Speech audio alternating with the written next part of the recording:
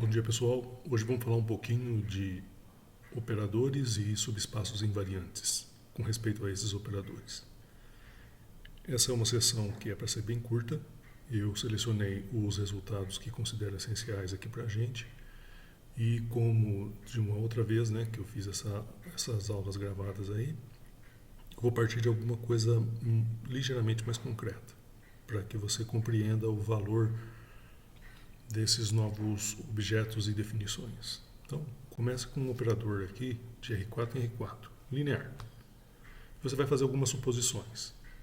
Você vai supor que ele se escreve como soma direta desses espaços, onde o primeiro espaço tem essa base e o segundo essa base aqui, de um só elemento. E você vai supor ainda que tenha essas duas condições, são as chamadas condições de invariância, que o T de E1 está contido em E1 e o T de E2 está contido em E2. Né? Com isso, estou dizendo que o subespaço E1 e o subespaço E2 são invariantes pela aplicação T. Tá? Vamos ver que efeito que isso tem sobre o operador T, mais especificamente, sobre a matriz de T nessa base que é obtida pela união da base de E1 com a base de E2. Ok? Olha, vou dar aqui o T de U1, ele se escreve evidentemente como combinação linear de o 1, o 2, o 3 e o 4. Você estranha que apenas aqui para o 4 eu coloquei 0, não é? No coeficiente. Bom, a razão disso é porque a hipótese é de que T de E1 está contido em E1. Sendo assim, esse elemento T de U1 não pode escrever-se como uma combinação, ter coeficiente não nulo em relação ao 4. Do contrário, não teríamos aqui a invariância do subespaço E1. Esse tipo de coisa vale também para os outros elementos, o 2 e o 3. Está vendo? Todos aqui eu coloquei o último coeficiente como 0. Já para o 4, dado que T de E2 está contido em E2, só resta dizer que ele é apenas um múltiplo do próprio U4. Né? E aí, né, como a gente já conhece, para desfazer a matriz dessa transformação, basta dispor esses coeficientes em colunas. Foi o que eu fiz aqui ao lado. E aí a gente nota um fato assim curioso, que essa matrizinha aqui é constituída basicamente de 2 blocos, e o resto dela preenchida por zeros. Esses blocos são esse primeiro bloco aqui, que corresponde aos coeficientes que você viu quando aplicados nos elementos de E1, e esse outro blocozinho aqui, pequenininho, tá bom? Então tá. Bom, isso dá uma ideia do porquê é interessante considerar esse tipo de situação. Vamos só fazer mais um exemplozinho para que, ainda nessa categoria de um operador de R4 em R4. Bom, vamos pegar aqui o T de V em V. Aqui eu coloquei V, mas na verdade estou pensando aqui no R4, tá? E onde agora o E1 ele é gerado por 1 e o 2 e o E2 por o 3 e o 4. E para eles ainda eu vou supor que existe a questão da invariância. T de E1 está contido em 1, T de E2 está contido em E2. Olha, se você imitar o que foi feito há pouco, você verá que a matriz de T em relação a essa base, união da base de E1 com a base de E2, ela tem essa disposição, que a meu ver me parece bastante agradável. Você se preocupa essencialmente com 2 bloquinhos aqui e o resto da matriz é preenchido por zeros. Né? Então é uma coisa bastante interessante. Você vê que se a gente conseguir esses espaços invariantes e tomar a matriz da transformação com respeito a essa base obtida da união das bases dos espaços invariantes, ela vai ter uma forma mais agradável, mais amena de se trabalhar. Né? Então eu sintetizo isso agora um pouquinho mais geral. Né? Então agora aqui eu vou pegar um espaço, uma transformação T linear, e já vou dizer que o meu espaço se decompôs como soma direta desses subespaços, E1 até EK. E também vou considerar que esses subespaços são todos invariantes por T. Essa é a segunda frase aqui. Okay? E só por uma questão assim de ter uma ideia das dimensões das submatrizes lá dentro desses bloquinhos, eu lembro que, assim, que o E1 tem dimensão D1, o E2 dimensão D2, EK dimensão DK. Ora, se você reproduzir esse argumento que eu fiz ali por R4, há de se convir que não é uma coisa assim tão estranha que a matriz de T em relação a essa base, a base é a união das bases dos EKs, ela vai ter esse tipo de disposição, onde cada um desses bloquinhos aqui, T1, T2 até TK, é uma matriz de dimensão DI por DI. DI é a dimensão do subespaço correspondente. Né? Então, parece ser uma coisa interessante a se perseguir essa questão de subespaços invariantes. Porque se você conseguir decompor o seu espaço em soma direta de subespaços invariantes, consequentemente, você vai achar uma base na qual a sua matriz, a matriz do operador, tenha uma forma mais agradável. Eu acho que vocês devem considerar isso daqui uma forma agradável. Eu considero. Tá? Ok, mas e daí? Você fala, pô, isso está muito abstrato. O que vai acontecer a partir disso? Bem, o que acontece a partir disso é o seguinte, é que o pensamento aqui daqui para até praticamente o final da disciplina é tentar ver que tipos de operadores têm essas caras bonitinhas aí, para os quais você pode associar certos subespaços invariantes e, consequentemente, achar uma expressão melhor da matriz dos operadores. Tá? O primeiro que eu destaco são os operadores autoadjuntos. Você não precisa se preocupar muito com isso, o que eles são. Mas fica registrado que para eles há um tipo de base onde cada vetor dessa base você vai ter que A de VJ igual a lambda J VJ. Então aqui você já vê que o subespaço gerado por VJ é invariante por A. Certo? E se você pegar toda essa base aqui, a matriz de A com respeito a essa base vai ter esse formato aqui, onde eventualmente só tem elementos não nulos na diagonal. O resto é tudo nulo. Então, isso aqui é uma chamada matriz diagonal. Veja que na diagonal principal aparecem os lambdas mencionados. Esse é assunto da seção 13. Tá? Então, tá vendo? Os bloquinhos aqui são bem simples, são bloquinhos 1 por 1. Lembra dos bloquinhos TIs que eu falei há pouco? Aqui eles são bem reduzidos. São de dimensão 1. E se A for um operador ortogonal a uma base do espaço E, com respeito à qual a matriz tem essa forma aqui, certo? Você começa aqui com a diagonal de uns, depois de menos uns, de números menos 1, e as matrizes seguintes são matrizes 2 por 2, dadas por essas expressões aqui, certo? E o resto da matriz, o que eu escrevi aqui, é preenchido por zeros. Isso é assunto da seção 14, tá? Mais uma vez, temos diversos blocos, no caso, esses primeiros blocos todos de dimensão 1, e o restante, todos os bloquinhos de dimensão 2. Também é uma forma bastante agradável de expressar a matriz de um operador. Né?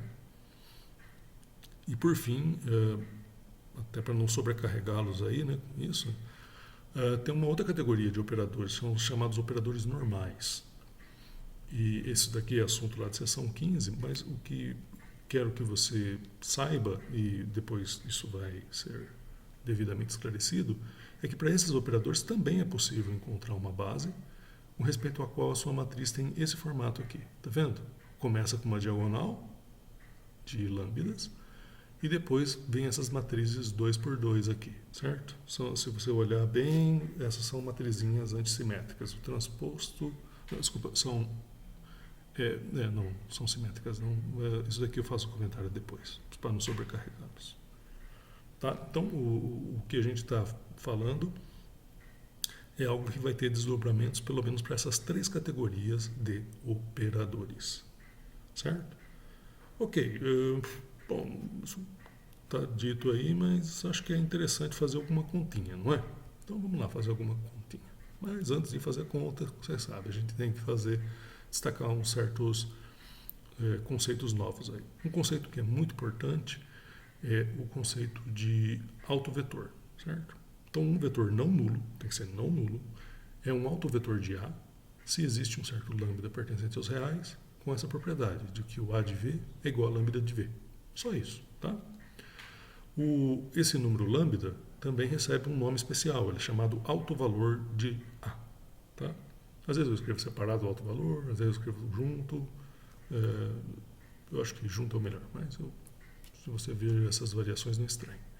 Eu vou dar um exemplo aqui que talvez vocês reconheçam do cálculo 1, né? E por isso que eu vou fazer ele para dar uma ideia de que você tem coisas que você já viu que podem ser adaptadas agora, podem ser relidas nessa nova linguagem. Então pega esse operador das aplicações sem infinito reais a sem infinito reais, que leva uma função simplesmente na sua derivada. Tá? É um fato que você conhece lá do curso de cálculo 1, que a exponencial de x ela é um autovetor de d. Certo? Tudo bem, não com essa linguagem, mas isso daqui você reconhece, que a derivada da exponencial é a própria exponencial, o que é a mesma coisa que 1 vezes e elevado a x. Escrevi errado, e elevado a x. Portanto, a exponencial é um autovetor da derivada associada ao alto valor 1. Tá? Ainda nesse exemplo, tem uma outra categoria que vocês vão reconhecer rapidamente. Cada função constante não nula é autovetor associado ao alto valor lambda igual a zero. Né? A razão disso é porque a derivada de uma função constante é zero. Tá? E aí, a respeito desse tema, né, de alto valor e alto vetor, eu queria destacar alguns resultadozinhos bastante interessantes ali dessa seção 12. Tá? Você pode ler as demonstrações, mas eu não as farei aqui. Quero apenas que você registre esses fatos. Então, se você pegar autovalores diferentes e recolher os autovetores associados a eles, você forma um conjunto de vetores linearmente independente. Isso é um fato. A demonstração está lá no livro. Tá?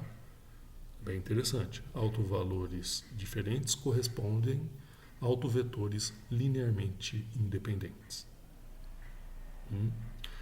Esse teorema tem um primeiro resultado similar àquilo que a gente exibiu lá, né, para os operadores autoadjuntos, embora aqui não se trate de operador autoadjunto, tá?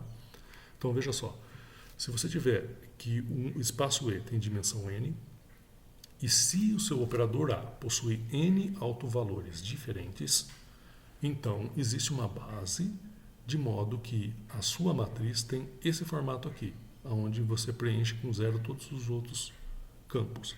Ou seja, é uma matriz diagonal. Tá bom?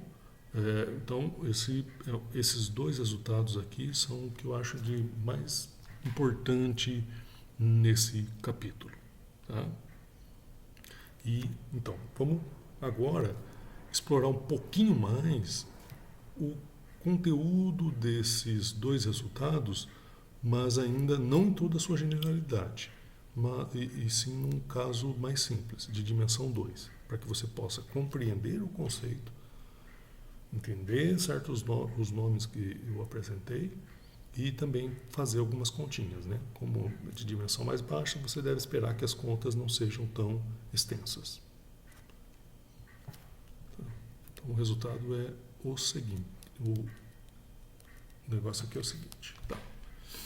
Então, a gente precisa falar aqui de um negócio chamado de polinômio característico. Se lambda é um alto valor, você tem que o operador A menos lambda I, ele tem núcleo diferente do zero. Certo? A razão disso é porque que como ele tem um alto valor, você tem um vetor V tal que A de V igual a menos lambda V. Logo, esse V não nulo está no núcleo da sua aplicação. Sendo assim, essa aplicação ela deixa de ser injetiva. O A menos lambda I deixa de ser injetivo. E com isso ele não pode ter inversa. Certo? Vamos ver como é que isso se desdobra. Né? Então, isso aqui é o que eu acabei de falar. Tá? E, veja só. Digamos que você tem um operador A, de R2 em R2, cuja matriz na base canônica seja essa exibida aqui nessa folha. Então, vamos ver como é que faz essa coisa do alto valor. Bom, se lambda é um alto valor de A, existe um vetor não nulo, tá? Isso eu não escrevi aqui, mas estamos conversando sobre isso. Tal que vale essa identidade, que a matriz aplicada vezes esse vetor é lambda igual lambda vezes o próprio vetor. eu subtraio essa expressão aqui e chego nessa forma equivalente, que agora é essa matriz aqui multiplicada por xy dá 0, o vetor nulo, 0, 0 aqui, tá? Ou, se você preferir, esse sistema aqui tem uma solução não homogênea. Qual a solução não homogênea? xy, certo? E resgatando fatos que eu acredito que já são conhecidos desde geometria analítica, você sabe que um sistema homogêneo tem uma solução não nula, sem somente ser o determinante desse sistema, quando é um sistema com a mesma quantidade de equações e variáveis, se o determinante desse sistema é nulo. Tá?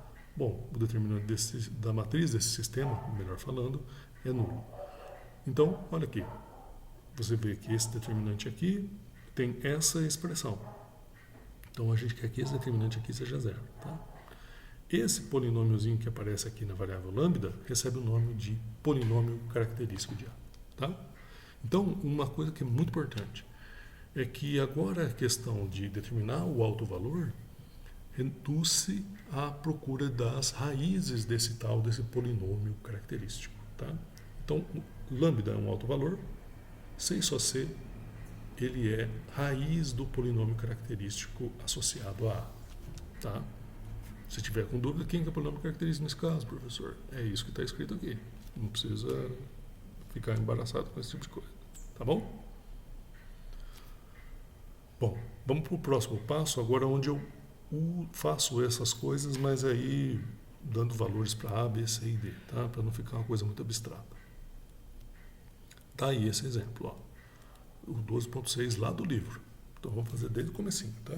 Então você tem uma aplicação de R2 em R2, cuja expressão é dada por isso. Tá, ok. Vamos montar a matriz dessa sujeita na base canônica.